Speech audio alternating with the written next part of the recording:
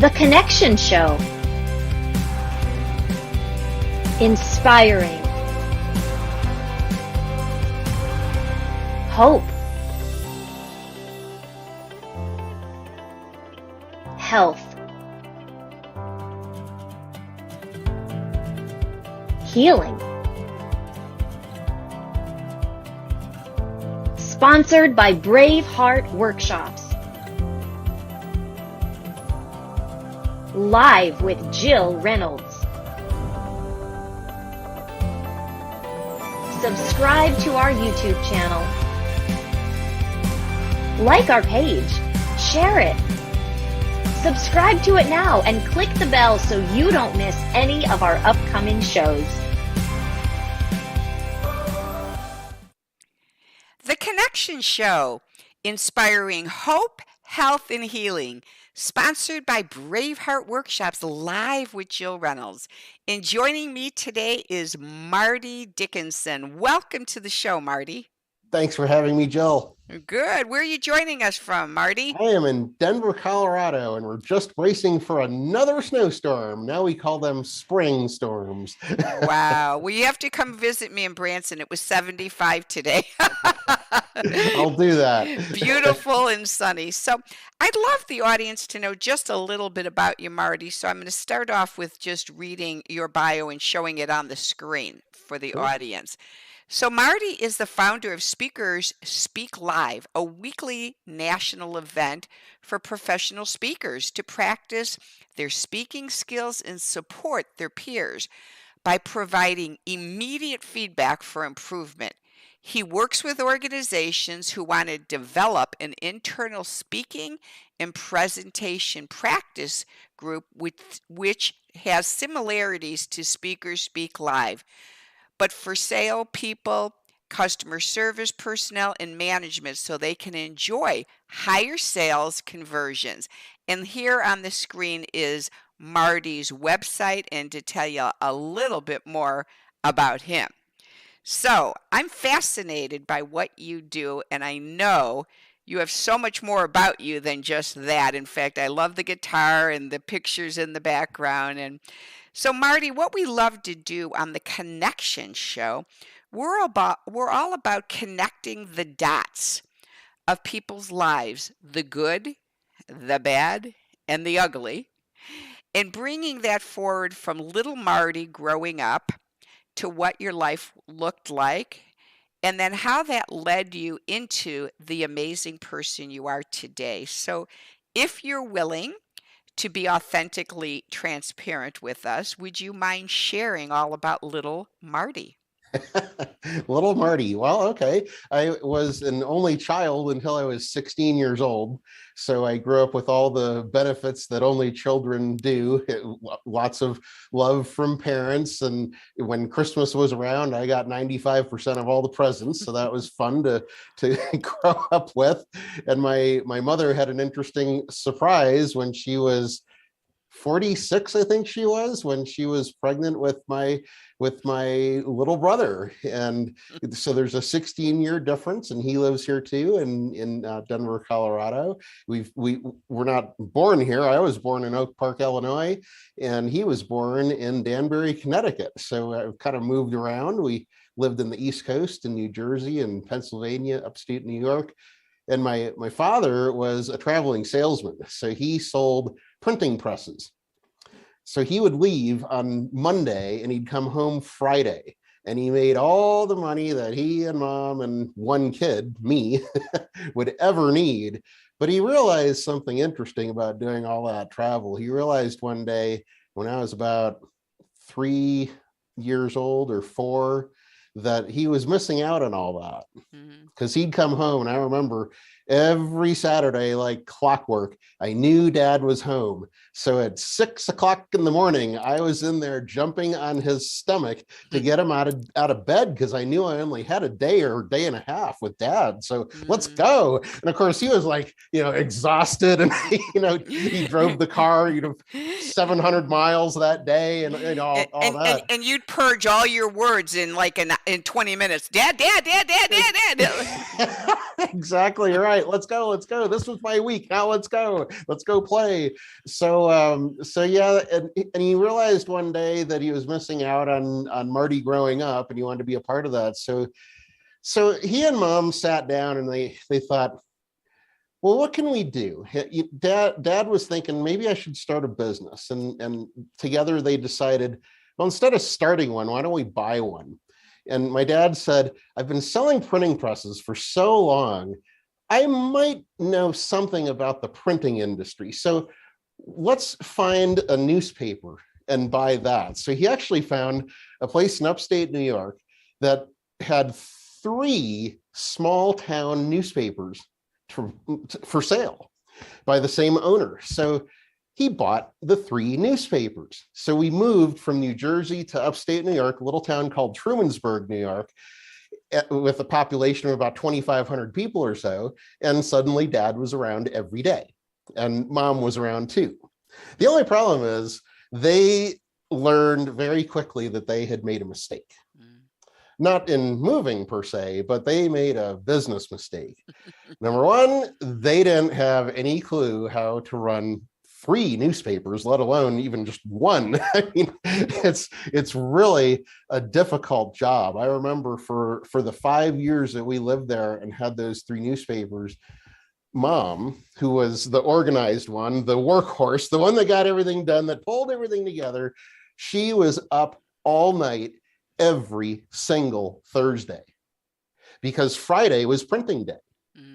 So there was no break. She would work all the way through the week, and then Thursday night she'd stay up all night, and then they'd go do the printing. So this was our cycle for 5 years. We had fun parts too. Like my dad got a press pass, so we got to go into the pits at Watkins Glen, and I took a picture of Paul Newman. My photo was in one of the newspapers with Paul Newman photographed by Marty Dickinson. So that was kind of fun. And so there were definitely good times in there. The only thing is we didn't have any money, because the 3 newspapers, the other way that they got burned is they realized that where we were, the actual readership was about half of what it was projected when the sale was made, because it's farmland up there. Farmers there just didn't read. They didn't read newspapers. They didn't care about what was going on. Well, who had time, number one? Yeah. Whereas you had Mom 6 or 5 days a week and Dad only 2. Now there were episodes where you didn't have Mom or Dad because they were so stressed out working all the time. That's right. Yeah, I was on my own a lot of the time. Fortunately, I was getting older, so I had lots of friends, and it's a small town and all that.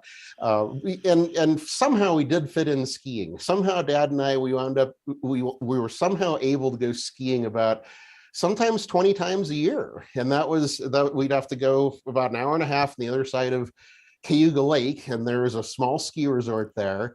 But that really got me ingrained into skiing, and what ultimately through time led me to Colorado, because when I had the opportunity to move where I wanted to after college, my wife said, well, where do you want to go? And I said, well, let's go to Colorado. At least I can ski every week, which I do still to this day. Yeah. So, but that was kind of our story in New York. And my dad wound up going back to his printing press job we moved to Connecticut at that time. And so he had the whole Northeastern territory in New York City where he was selling presses.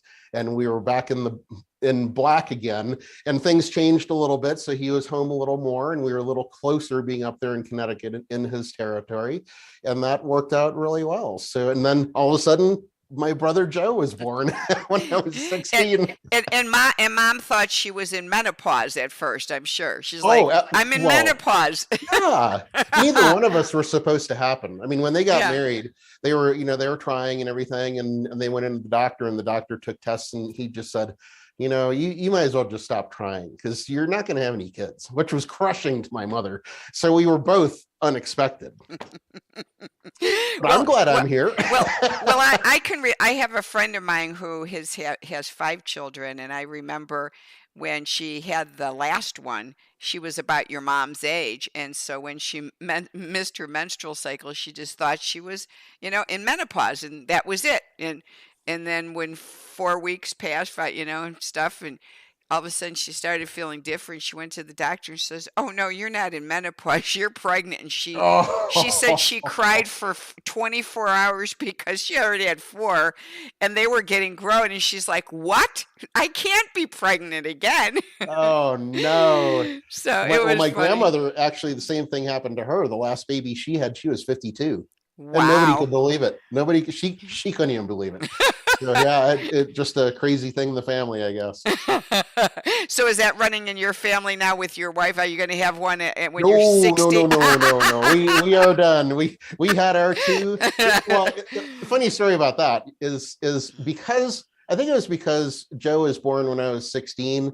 The only thing I remembered about babies and having kids was the crying and screaming.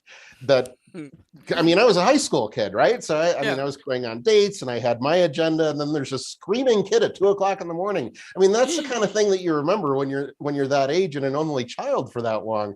Mhm. So I really didn't want to have kids at all. And actually Sue, my wife, we went to the same high school and we met at church and everything, and went through high school together, and we wound up eventually getting married. But both of us really didn't want to have kids. She was a middle child, and her older sister was the bully. Her younger sister got everything. So she was in the middle, right? She's like, well, I don't want to have kids. So part of me realized when we were dating that, gosh, maybe we should think about getting married, because we're the only 2 people in the world that don't want to have kids. So we were married for a good 9 years before we even started thinking about kids. Wow. And that, the 2 things that both of us really didn't like were having kids, the idea of having kids, and salad. And she called me one day. I mean, really, honestly, we never ate salad, either one of us, for all that time. And she calls me from work one day and she says, "You're never going to believe what I had for lunch." I said, "What?" She said, "I had a salad. And you know what? I liked it. It was good. I'm going to do it again." And I said, "Well, what else has your mind changed about?" Well, I could imagine, Marty, her saying, "I had a salad today and guess what? It was good. And you know what? I realized why I like the salad is, oops, I'm pregnant." No,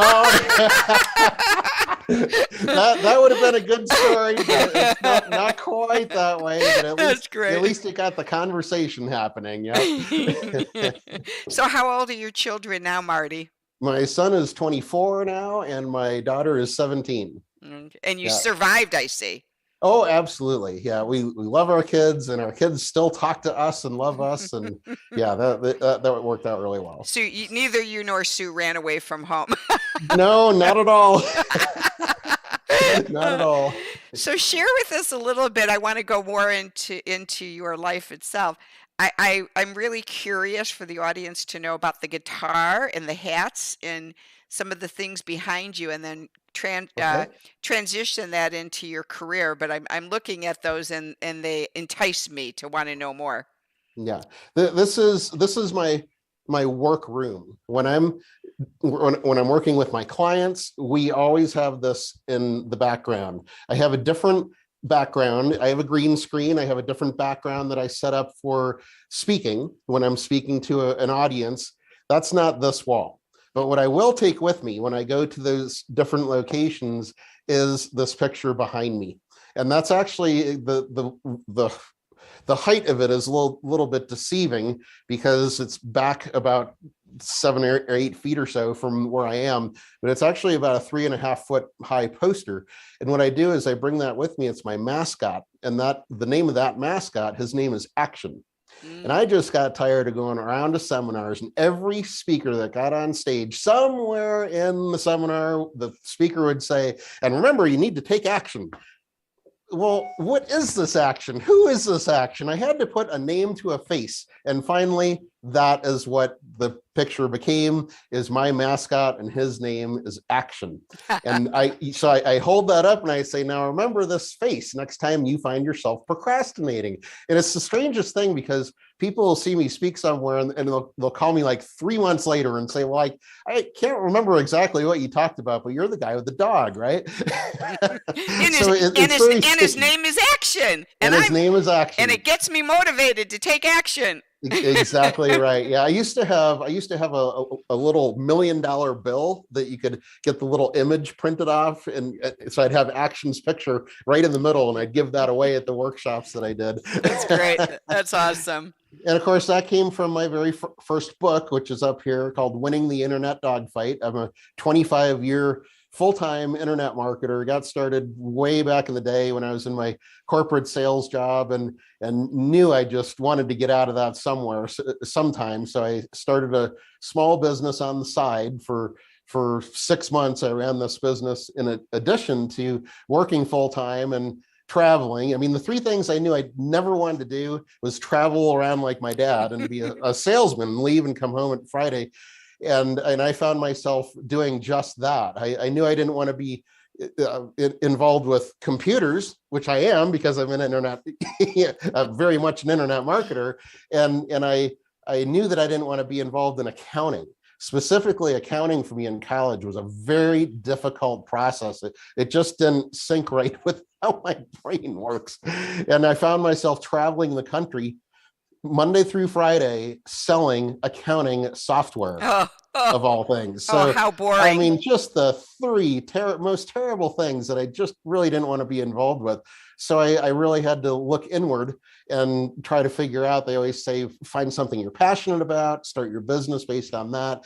And the only thing I could think of was guitar and music. So I started a website to help musicians and bands and music instructors find themselves, find each other, and find students, and find bookings for the solo performers and the bands and all that. And that was just at the right time when the internet was coming out. 1996 is when we put that on the internet, and I brought a partner in, and because I didn't know anything about making a website. I mean, I'm one of the most untechnical people you'd ever meet. And so I had to find somebody that had that expertise. And the website did so well that in 6 months, when they offered me a big promotion where I'd be traveling even more, and this selling of the accounting software thing, I said, well, I've got this crazy website we started and it's really taking off, and I think I'm going to pursue that. So I retired at that point. They couldn't believe it, but the website was doing so well that I could see the future of it, and I was all of a sudden a full-time business owner at that point. Well, and then it touched the part of you that loved music too, the creative part. Yeah. But I learned something really, really interesting for business owners out there is that you have to be really careful when you choose the business that you go into, because the people that I served, the musician base, most of them had no money. And when I say no money, I mean they were living. 95% of my database was male, and most of them lived with their girlfriends. So when I would ask them for money, they would say, "Hold on, let me get my girlfriend's credit card." So it was an extremely difficult sell. If you ever want to test your sales skills, try selling to musicians. Because there's a rule in sales that when you launch a product, you want to set your price so that the value is 10 times more than that price. Well, with musicians, it darn well be more like 20, 30, 40, or 50. If they're going to spend $100 with you, the value has to be just obscene. I mean, it's so far up there. And that's where I discovered that the real opportunity here wasn't in making money from the musicians through my website. It was the business owners that play music on weekends, that if I could do the same thing for them that I was doing for the musicians in this website, then I could charge more for that, and they would be willing to do it. And that's how my second company started to happen, which became HereNextYear.com. And I'd get these crazy calls from people saying that I was referred to you, and I know you do this website stuff and internet marketing and all that, but how do I know you're going to be around in 6 months? And I kept getting this question over and over and over again, because back then everybody was jumping into the web design area, 1997, 1998, 1999, and people were leaving their established workplaces, and they were, oh, I'm going to be a web designer. Yes. Well, they couldn't sell themselves out of a paper bag if their life depended on it. So they wound up crawling back to their jobs because they couldn't make their business go. And that's why I kept getting those calls, because they get halfway through a project and their designer would vanish. And you're sitting there going, but I'll be here next year. Exactly. I'll be here next year. I was searching for a name for the agency, and that's what came up, was Here Next Year. Yep. And it's funny because not a single person ever asked me that question after that. It was just as soon as I saw that name, it never came up. So it was like basic sales, eliminate the question. Well, it's like they say, location, location, location, and name, Yep. And yeah. So then tell us what happened after that. So now you came into this new business, because you've got like 3 now, right? Yeah, that one, and then here. Well, that was 2. So that was 2. So that was number 2. One, mm-hmm. And then Here Next Year. And a strange thing happened. I mean, because of the music site that we were doing, we had to program everything. I mean, there was nothing back then that was stock development. There were no social medias to buy into. I mean, everything we did was custom. And so I thought I'd go to a conference and see what people were doing. I didn't even know they had internet marketing conferences back then, but I went to one. I think the first one was like 1999 or 2000, somewhere in there. And I sat around and I listened to these presenters giving their talks, and a guy next to me would say, do you have any idea what this guy's talking about? What the heck is an autoresponder? And well, yeah, now that he described it, I didn't know there was a name for it, but yeah, we've been doing that for years. And he's like, well, can you explain it to me? So I started explaining, and of course, in a seminar format, they're given 90 minutes to talk, and 80 minutes of it would be their story, and then you'd get the rest of it a big long sales pitch, right? So this guy, I mean, they're really not teaching at those things. So the guy next to me would say, well, can you explain it to me how it works? And just give me the steps. How does it work? So I'd explain it. And then all of a sudden, a guy next to me on the other side would be leaning over, listening to this, and somebody else would be hanging over the table in back of me. And I'm explaining all this. And they're like, well, why aren't you up there on stage teaching this? And that's where I got the idea that if I could start teaching what we were doing, it would bring more clients our way.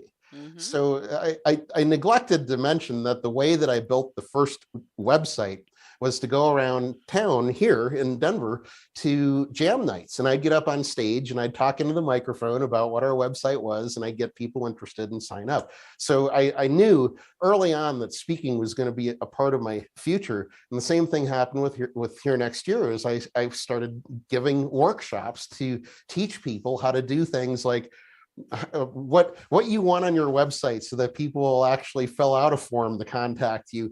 How do you set up your website so you can appear on top of Google's search results? Things like that. All the things we used to focus on back in the early days, and how to set up a shopping cart so that you can have transactions online. All those kind of things that there weren't a lot of people actually teaching that back then. So. Mm-hmm. So that brought a lot of clients our way, but it also opened up some doors for some other things. Like one of my attendees of the workshop, she said, well, you should put this into a book because you're teaching this process. And I was like, what? I don't know how to write a book. Are you kidding? I barely even read any books when I was in high school. I mean, just not my interest in college. I only read what I have to. And so I had to figure out how to put my process into a book. And that's where the Winning the Internet Dogfight book came about. And that was in 2004 when I wrote that. And then the next 8 years, I was working on getting that book out there and giving live workshops. And every time I gave a workshop, half the audience wanted to hire me for something. So the team built. I had up to 14 people at one point on staff, and we were doing all this work, and I was doing more speaking. And then there's another book that viewers here might be able to see in the back. It's called Web Marketing All-in-One for Dummies. So eventually I got enough visibility that Wiley came after me, and they said, we'd like you to help contribute in this book, which is a 980-page internet marketing book. So we actually did 2 of those, and that's where I really realized the theory behind speaking brings the opportunity to write, and writing in combination with internet marketing helps to get the word out more about your speaking and your writing, and they all work together. So my logo here for Here Next Year is now a 3-part logo, which involves writing, speaking, and internet marketing. And if you're leaving out any one of those, you're simply leaving money on the table, because they all work together. So that's where I am up to that point. Wow, that's really good information for people, because there's so many people that watch our show that are wanting to break into speaking. They want to be authors, and then they want to learn how to market their business more profitably. And so when you have that triangle of that unity triangle of the 3-in-1, is the 3-in-1. Did you catch that? That's right. That's a little Christian saying for those of you that Sure. don't know. But yeah, it makes a lot of sense. So I want to go back for just a step, because on the Connection Show, what I've noticed, Marty, is, as I notice and hear people, it seems to me very similar to what you said when you were at that conference, where the speaker gets up for 80 minutes or 60 minutes, whatever, and shares their story. So is there anything along the way, besides, of course, your parents with their business, with the paper, has there ever been any hardship or painful moments in your life that the audience can maybe connect to you more on, so they can, because I hear you and it just sounds like your life has been so successful.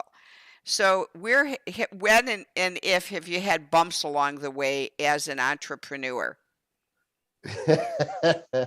Let's see, how many hours do we have in the show? Oh my goodness. My whole career has been like a bunny hop. Remember the bunny hop, where you 2 steps forward and then 1 step back, 2 steps forward? That's exactly how it is. And I am not alone in that. I think everybody who sticks it out long enough in this business, they eventually have very crazy things happen to them that somebody that is only in business for 2 or 3 years and gives up does not experience. It's just one of those things where if you're in business long enough, odd things happen. But you might be surprised to hear that out of all this speaking that I've been talking about, if you were to look up in the dictionary fear of speaking, it'd have my picture right next to it. I am the poster child of the absolute least likely person to ever get on a stage and present anything to anybody. When I was I'm trying to remember now, I think it was in 6th grade, we were supposed to give a book report to the class, and you're supposed to write it out and read your book report. So I mean, I was so petrified to do this. I really was. And I think that kind of goes along with being an only child, because you just don't have to do certain things when you're an only child that other people with brothers and sisters running around, you're yelling at each other. I didn't have any of that. So I wasn't exposed to really voicing my opinion on anything. I've always tried to dissect why I had so much trouble speaking at such an early age, but I really had zero confidence in myself. And so when we were told to write out our book reports, so I finally walk up in the class and I have my book report all written out, and I started reading, and my paper was literally shaking so hard I couldn't make out a word that I wrote. I had no idea what I wrote, and I had to try to paraphrase. And here I am trying to paraphrase what the book was about, looking at the paper to show everybody that I was actually reading it, right? I mean, I was too afraid to say, I'm too nervous, put this away, I'm just going to tell you about the book. I couldn't do that. I had to attempt to read, and I think, I mean, the memory is like yesterday. I can just see myself going through that. And I sat down. I don't know what the result was. I don't even remember what I said, but I remember the feeling that I had, that I said to myself, I am never going to do that again. Yeah. Oh no, I am never going to do that again. So when I got into, I really didn't have to do any public speaking until college. And of course I wound up where my interest lies is marketing. It always has been. So I decided to become a marketing major with an emphasis on market research. So I was always studying trends and what was happening. And we got into the very first course where I had to give a presentation. It was with a group. It was the marketing research class. So we had a group of 4 people. And I told these people, I said, I don't know if you know this, but I am really, I mean, when the idea of fear of speaking comes into play, it's not even a question. I'll tell you what, guys, we have a written project along with this speaking project. I'll do all the writing if you let me be the speaker that speaks the absolute least. And you will be better off. You'll get a much better grade if you guys do all the speaking. So that's what we did.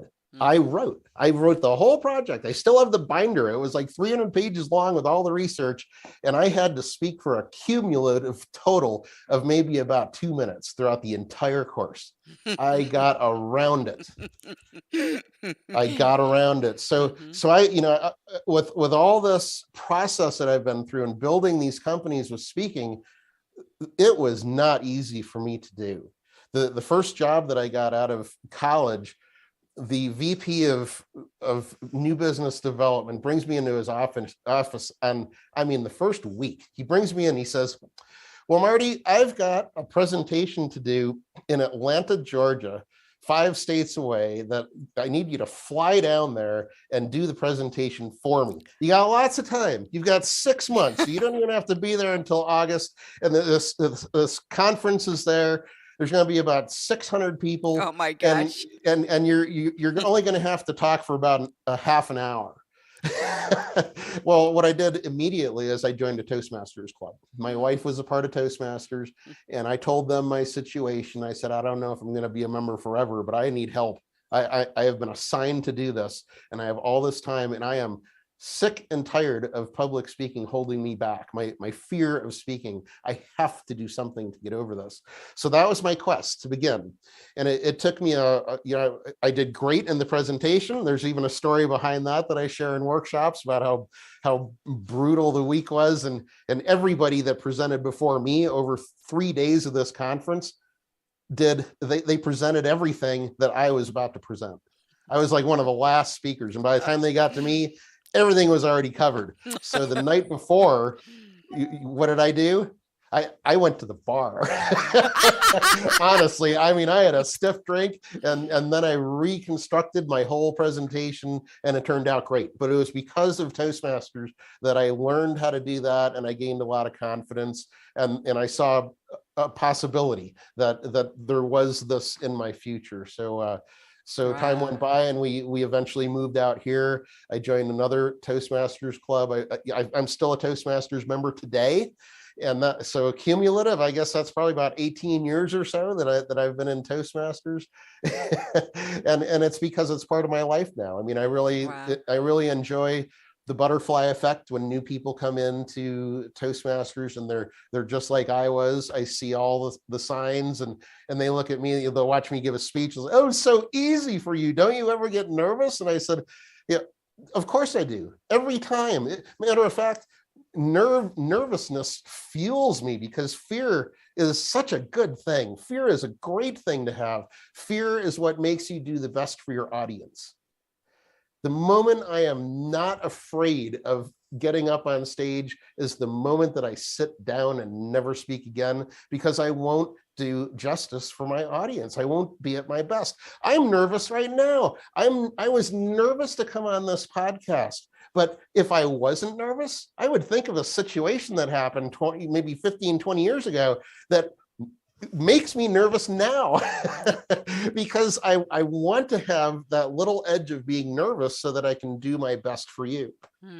That's a great story. Thank you for your transparency, because I for one can relate to everything you said 110%.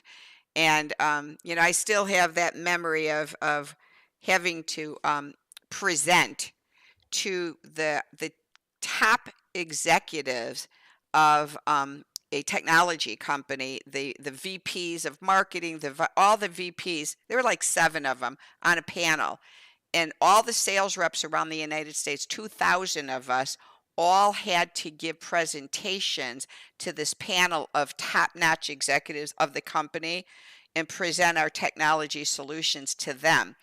And I'll never forget, I mean, Marty, when I did that presentation, I thought I was going to throw up and faint in the middle of it. And when I completely got done, they give you your evaluation right then and there. And I thought they were going to tell me that was one of the worst presentations we've ever heard. And they just said, of every place we've gone, Jill, that was one of the best presentations we've ever heard and seen. You're doing phenomenal. You know your product line. You know how to you know how to do the whole qualification presentation. And I looked at them, and I'm not exaggerating, and my mind said, was I that bad? Because I couldn't even hear them say it was good. I just heard it was really bad. Really? Wow, that's interesting. Yeah. I couldn't even take it in. It was like it had to be horrible. And then I remember saying to them, I said, if I could have just sat down and grounded myself during the presentation, I think I would have been better. And they said, no one told you had to stand up. You could have sat down. And I said, really? And so I've only been on stage 3 times ever for anything, even my own conference. And I've just chosen each time now when I present, I sit down because I'm like, I know I can't stand up and I'm not ready yet. And so I get a nice comfy chair and I sit down. And the last event that I did, because I'm so comfortable doing my podcast show, like I'm comfortable doing this. Sure. Really comfortable. I'm not comfortable doing lives with just me talking, as long as I have someone to talk to. So at my last conference that I just spoke at, 10 minutes before I got on stage and was trying to figure out how am I going to present, how am I going to start, I still didn't know. I got up on stage and started with the Connection Show, inspiring hope, health, and healing, moving, and I just went on like I was on my show. And said, thank you for joining me today. And so I invited the audience to be on my show. It calmed me down. That's awesome. What a great story. And it was like, where did it just came to me momentarily, like in a moment, like I'm going to be on my own show. Well, and that just goes to demonstrate too, that number one, we are all our worst critics. Mm-hmm. And number two, it does take time to digest and really receive what people are trying to say when they give you feedback about your presentation. So it takes a while to really take that in and to accept it in the correct way. Like with Speakers Speak Live, that's one of our foundations, is that we'll have a showcase presenter for 10 minutes, and this person is scheduled in advance. And then we'll have a round robin feedback critique session where everybody, all the participants, and these are all professional speakers that are critiquing the other professional speaker. So, I mean, it's a tough audience sometimes because these people are expecting you to at least be at a certain level of speaking. And sometimes people come into the group and they're kind of new and they're not used to getting that feedback. And maybe there's some pretty established presenters that come in and then they get all this feedback of how to improve, and they receive it in the most unexpected way. And they really have to go back and watch their own presentation, because I record everything for them and I record the feedback so they can hear it again. And they go back, and I always suggest that they should watch their own presentation at least 3 or 4 times so that they can understand the feedback that has been given to them. And when they see it in that light, and then when they realize that if one person makes that suggestion, there are 1,000 other people out there that would make the same suggestion. Mm-hmm. So you at least have to listen to it and think, why did he think that?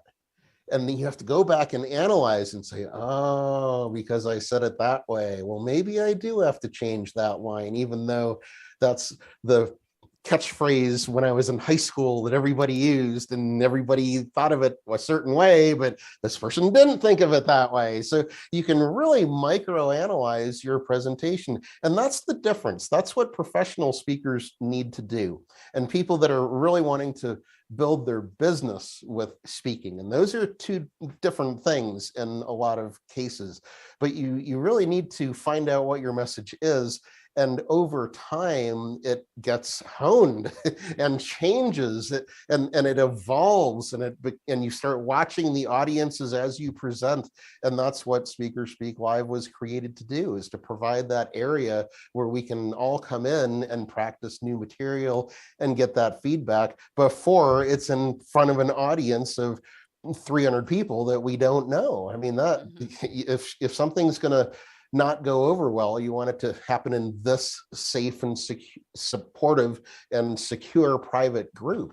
And that's where this is the next phase of my business, is that now that I've discovered all this, I believe every company out there should have a group just like what we're doing at Speakers Speak Live. I could just imagine if I was in my first job and that VP of business development brought me in and he said, well, I've got this presentation I'd like you to make, but I've also got this group I'd like you to join. And this group is going to help you develop that speech. And it's all internal. You don't have to go anywhere. It's on the clock at work. It's not on a Saturday or it's 7 o'clock at night to take you away from your family. It's integrated into our work, because we know that if we can if you have a place to develop as a speaker, you're going to make more money for the company. You're going to be more tied to our company. You're going to want to get up every morning and work with our company. So you're going to have longevity with the company instead of all this turnover. And you're going to be engaged with what we're doing with the company. And that all those things are so lacking today in the business world everywhere. I mean, it's hard enough to find people, but to keep people is just ridiculously difficult, because there's no tie, there's no gravity that's holding people to the company. But when you're all working together like this, what I've discovered with Speakers Speak Live is the camaraderie that we've generated here. I mean, these are some of the busiest people I've ever met, with their crazy schedules with speaking and running their businesses. And yet they're showing up every single week for this 1 hour program. I had no intention of it being like that. It's just how it developed. And the light bulb went off in my brain thinking, why doesn't every company have something like this? Because it just generates that talk about teamwork. Well, you're exploring the self-development.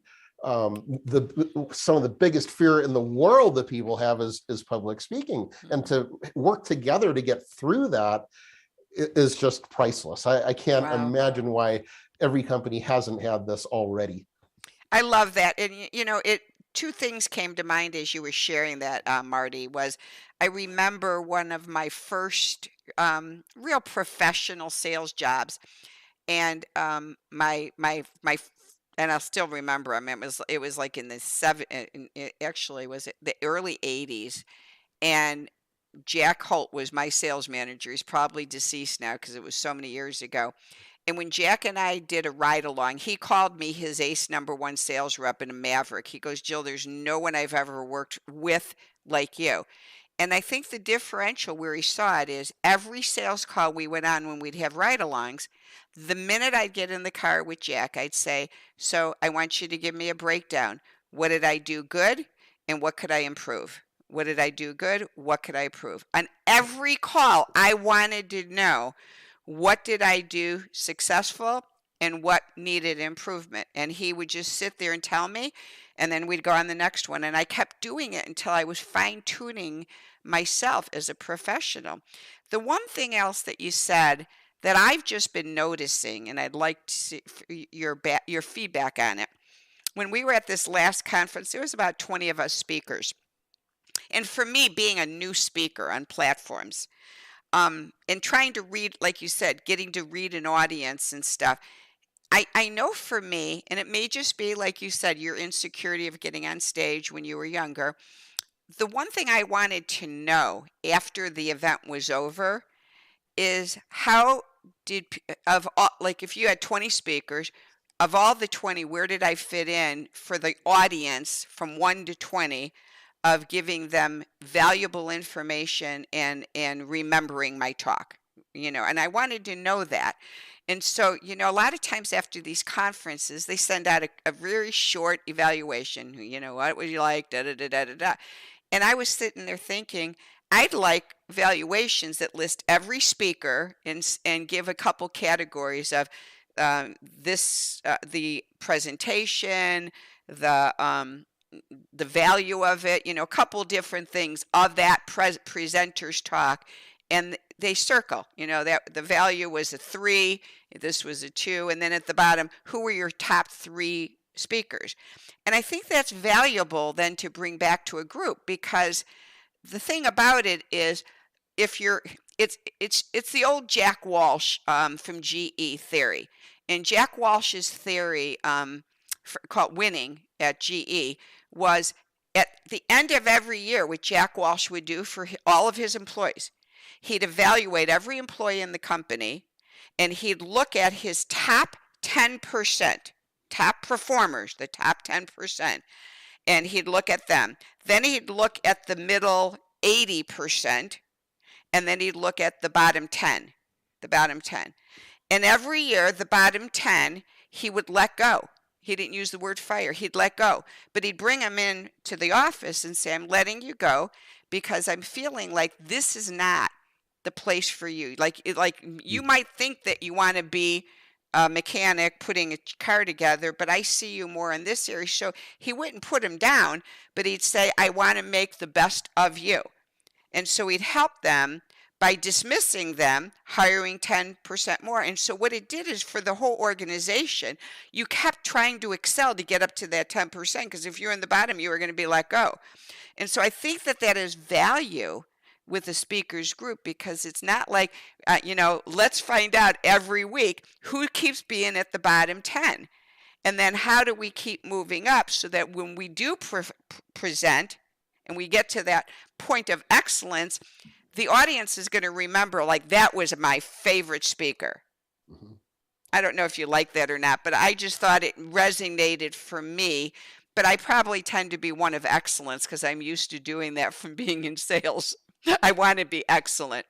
Well, I've always been taught that the number one goal of any speaker is, surprisingly, not competition with the other speakers. Surprisingly, not how many people buy your product. Mm-hmm. Surprisingly, not how many people walk up to you after and say, you changed my life. The real goal of any speaker is to be asked back again. Mm-hmm. That's the ultimate compliment, is if you're asked back again. It might not be the next year because they want to have fresh faces, but every 2 to 3 years, if you get into that loop, then you know that you are in that top shelf of their speaker roster. Mm-hmm. To have an actual evaluation by the audience for all speakers involved, they actually do that, I'd say, for large conferences. I've been a part of 2 national conferences on the development team. So I was on the team that would bring in speakers based on criteria we were looking for. So we'd have to evaluate them and watch videos and look at their one sheets and all this kind of stuff. And we brought them in, which was really exciting to be on that end of things. And we did 2 of them. We did 2 conferences 6 months apart. And after the first one, we looked at the speakers, and that was definitely a conference where they were selling. The money that was made was based on product sales. Mm-hmm. So we looked exclusively at how much revenue those speakers brought in. And if they sold nothing, they were not asked back again. We filled the spot with somebody who could sell better. So that is one quadrant of the speaking business, is the kind where you are actively there to generate money. And it's a perfectly, worthy endeavor to have that kind of an event. And then there's the other side where you're brought in as maybe a keynoter. You're the headline of the event, and then they'll have breakout sessions and things. Yeah, they're going to have evaluations, and they're going to look at those, and oddly, rarely does the speaker find out what the evaluations are for the other speakers, because it's all about how you impacted the audience. And I think one of the reasons that it's limited to that is because there are so much there's, I mean, diversity is a big word right now, so it kind of means different things, but the diversity of speakers in their content and what they're trying to do with the audience, the type of transformation that they are trying to bring people through is very difficult for the audience to evaluate across the board. Yeah. Who should come back the next time. That would be a really difficult task to do. Yeah, I can see that definitely. And I'm finding, I'm finding that and it may sound crazy, that it's a little bit boring anyway to go to yet another conference, similar conference 6 months later and have all the same speaker. I mean, if they don't change up the speakers, what's the value of me to come back again? Like if I really love the conference you just put on, and now and of course, the best event planning will be right before the event ends, you get people to sign up for the conference that's going to be in 6 months. So if you're going to get people to sign up to come back in 6 months, you better be prepared to have a network of new speakers, because if they're going to come back 6 months later and going to show up and the talks are going to be similar or the same people speaking, I mean, I'd get to a place where I'm not signing up again if the same thing over and over again. Yeah, unless they've got something new that they're rolling out, which was exactly the case. I mean, this was a half of it was internet marketing, and the other half of it was raising capital for a business. So, so we had I remember 2 speakers that we had as headliners at both of them, because there was always so much more for them to share, and they were important figureheads in the industry. So you wanted to be around them as much as you could, and that was enough of a draw for everybody to come back. To come back. Well, thank you so much. I'd like one more time to show your bio so that, again, they'll see the website, which is herenextyear.com. That's the website that I put up there for you. And do you have other websites too, or is that the one that leads you to all 3 of the triangle? You can find everything at Here Next Year. Okay. If you want a shortcut, you can go to speakerspeaklive.com. That'll just take you to a page that is on the Here Next Year site. The other one I'd point out is speakersspeakgroup.com. That is our group on Facebook. So if you go to that link, that'll take you to our group on Facebook, and then it's a private group, so you have to apply for it, and then I approve you, and then you get to hang out with all of us day to day, week to week, to talk about all the topics that are happening in the speaking business. That's awesome. Well, I like the fact that it's Here Next Year, because that's so easy to remember, and then go there and you can get all the other links. That's right. Well, thank you very much for joining us, everyone. And please reach out to Marty if you've been desiring to speak in public, getting rid of some of those fears, fine-tuning your skills, and just being in that group itself sounds amazing. So reach out to Marty now and sign up for his groups, and at least do a contact with him where you can have a personal conversation to see what group and what of his services best suit you. Yeah, so this is the best time in history to use speaking to build your business. You wouldn't think it was with all the COVID stuff that's happened, but it is truly the best time. There are a lot of amazing things happening in the speaking world right now. Thank you very much. Everyone, have a wonderful day.